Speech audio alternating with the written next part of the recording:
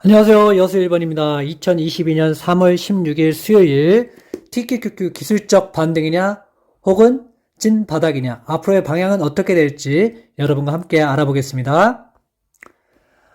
지난 4일간 급락한 증시는 강한 반등을 보여줬습니다. 그래서 여러 가지 이유로 지금 반등을 했다라고 나와 있습니다. 그러니까 제가 어제도 영상에서 말씀드렸고 월요일날 저녁에도 말씀드렸지만 반등이 나올 것이다.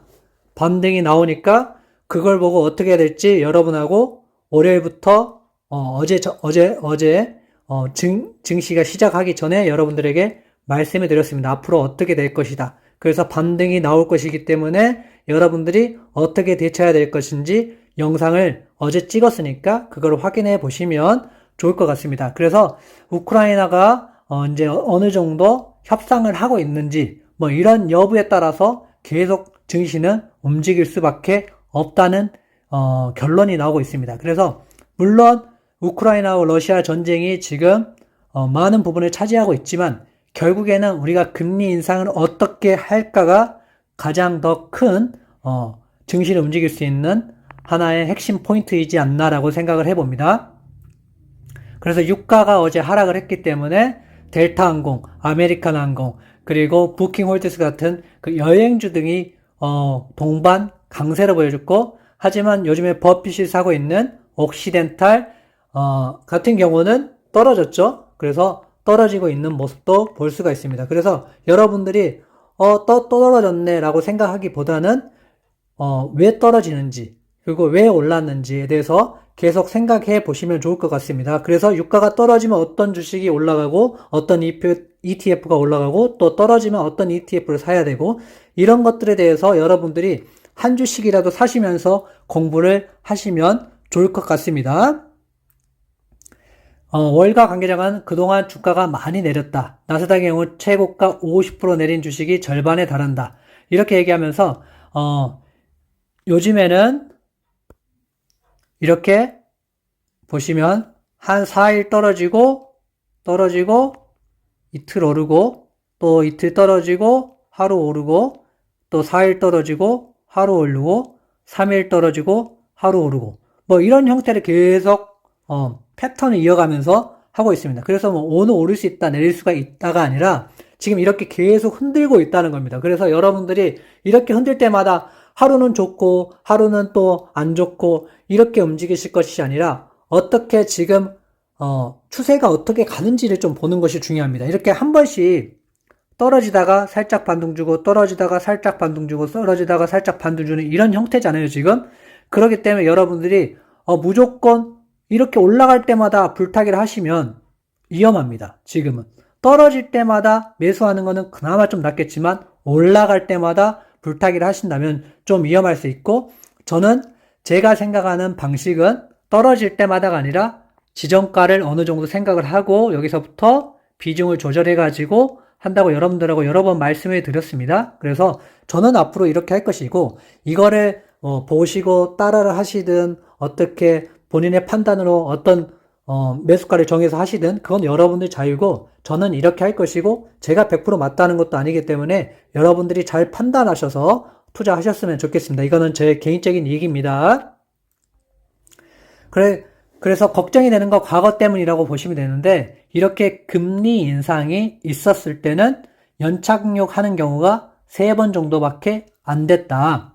결국에는 12번 중에서 3번이 좀 괜찮았고 나머지 9번은 경기 침체로 이어졌다. 이렇게 얘기를 지금까지 통계가 나와 있습니다. 그래서 저는 이렇게 작은 3번의 통계보다는 9번의 통계가 통계적으로 조금 더 믿음이 가잖아요. 그래서 물론 경기 침체가 안 오고 올라가면 좋습니다. 하지만 이런 지금까지 데이터를 봤을 때는 경기 침체가 올 수도 있다. 그래서 떨어질 수도 있기 때문에 우리가 거기에 따라서 준비를 해야 된다고 저는 생각하고 있습니다. 그래서 아니에요, 경제 침체가 아니고 올라갈 거야 하면은 쭉 사서 모아 가시면 될 것이고, 아니에요, 하방을 어느 정도 생각해야 될 것 같으면 보수적으로 분할 매수를 하시되 비중을 조절해 가지고 하시면 좋지 않을까 생각을 합니다. 그래서 이거는 더 제 개인적인 생각이니까 여러분들도 판단을 해보시면 좋겠습니다. 그래서 인플레이션이 영구적이냐 일시적이라는 대답이 조금씩 바뀌어가고 있습니다. 지금 그러니까 2월 달에 했던 얘기하고 지금 3월 달에 하는 얘기하고 또 이렇게 조금씩 바뀌고 있다는 겁니다. 그러니까 일시적인 답이 52%, 영구적이라는 응답이 39%였는데 이것들이 지금 조금씩 바뀌어가고 있다는 겁니다. 인플레이션이 한번 같이 보겠습니다. 인플레이션에 대해 51%가 영구적이라고 답해 처음으로 일시적으로 라는 응답 42%보다 많아졌다는 겁니다. 그러니까 2월 달에는 일시적이 좀 더 많았고 영구적이 작았는데 이게 지금 뒤바뀌고 있다는 겁니다. 이에 따라서 스태그플레이션 여러분들도 어느 정도 다 알고 있죠? 그래서 응답도 지난달 30에서 62로 급증했다. 하지만 이거는 이제 바뀔 수도 있겠죠. 예를 들어서 뭐 좋은 신호들이라든지 전쟁이 끝났다라든지 그리고 이제 패드가 어느 정도 금리 인상을 어느 정도 해서 물가를 안정시키다든지 여러 가지 것들 변수가 나오면 또 달라질 수 있지만 하지만 지금 상황에서 봤을 때는 그렇게 좋지는 않다. 그렇기 때문에 지금은 보수적으로 바라보는 게 저는 좋다고 생각합니다.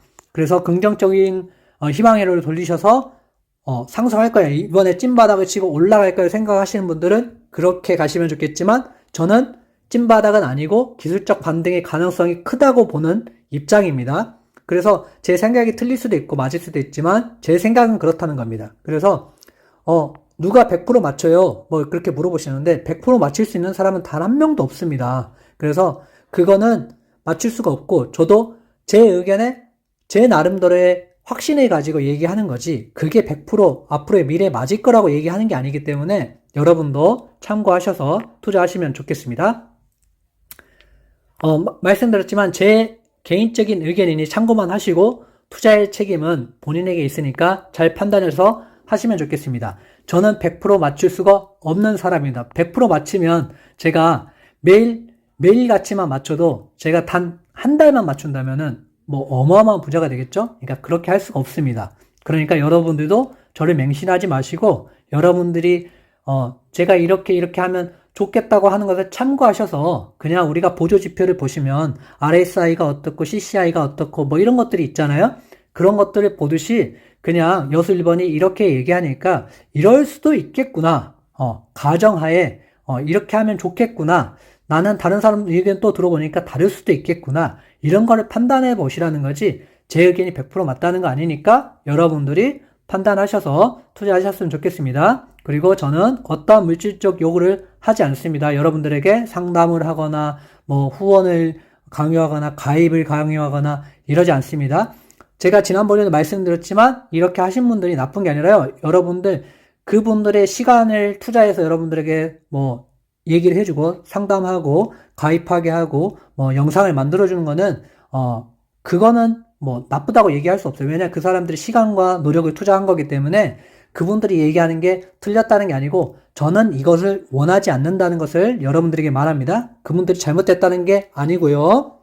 결과를 가지고 말하지도 않습니다. 그리고 제가 거의 대부분 이틀 전에 여러분들에게 앞으로 이렇게 될 것이니까 이렇게 하면 좋지 않을까요? 라고 계속 지금까지 말씀드렸고 결과론적이라는 거는 제가 그런 예측을 전혀 하지 않은 채 이렇게 됐으니까 이렇게 됐다라고 하는 게 결과론적이라는 것을 저는 말씀드리고 싶습니다. 그래서 앞으로 일을 제가 가정을 하고 이렇게 될 것이라고 하고 적절한 예측을 하고 확률적으로 이게 좀 더 많다. 상승할 확률이 많다. 떨어질 확률이 많다. 이런 것들을 제가 지금까지 얘기해왔기 때문에 좀 이렇게 뭔가 저에 대해서 불만이 있으신 분들은 앞에 영상을 보시고 그래도 너가 뭐가 잘못됐다 하면 그렇게 좀 댓글을 남겨주시면 제가 그 논리가 맞으면 좀 인정을 하고 그렇지 않을 경우에는 제가 안 한 거에 대해서 인정을 할 수는 없는 부분이니까 그런 부분들은 서로 좀 이해를 해 주셨으면 좋겠습니다.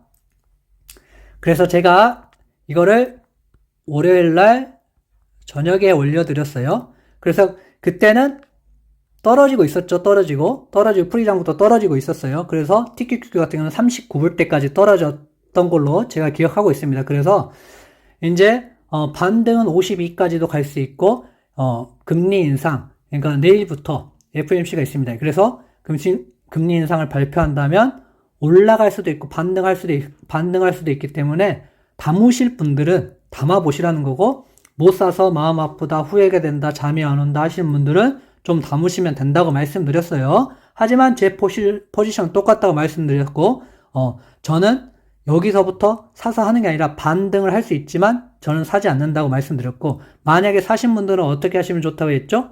52 정도 가면 그때 알아서 적절한 가격에 52 전후로 하시든 후로 하시든 그거는 여러분들이 개인적으로 판단하셔서 매도의 찬스이지 않나라고 생각을 합니다. 혹시 여기 다치고 이게 마지막에서 올라간대요 하면은 그래도 내가 42에 샀다면 43에 샀다면 52까지 가면 20% 수익을 나니까 이거에 만족을 하시고 1번 계좌를 가지고 또 수익을 내시면 되잖아요. 그러니까 너무 그런 거에 염려하지 마시고 이렇게 안 좋을 때는 어느 정도 수익을 내시는 게 저는 맞다고 봅니다. 그래서 저는 이 정도 가면 어느 정도 모았던 것을 조금 매도를 하고 다시 40불 이하로 모으든 30불 이하로 모으든 할 건데 저는 30불 이하로 모을 생각입니다. 그래서 이걸 제가 언제 올렸다고 월요일 저녁에 올렸고 이걸 가지고 어제 화요일 날 방송을 하면서 이거에 대해서 어떻게 될 것이라고 여러분들에게 말씀드렸죠. 근데 이게 결과론적이라고 얘기를 하시면 그거는 좀 아닌 것 같습니다. 제가 월요일 날 얘기했는데 그게 결과론적이면 그거는 앞뒤가 안 맞는 거니까요.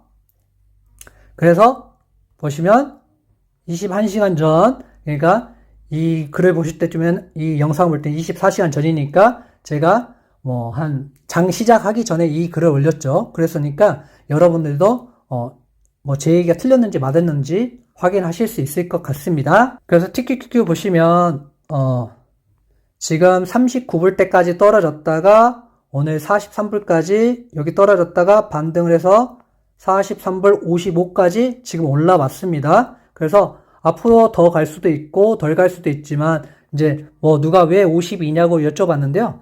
피보나치 되돌림을 하면 거의 대부분 알 수가 있습니다. 그래서 여기가 한 52에서 54 정도, 여기서 52에서 54 정도.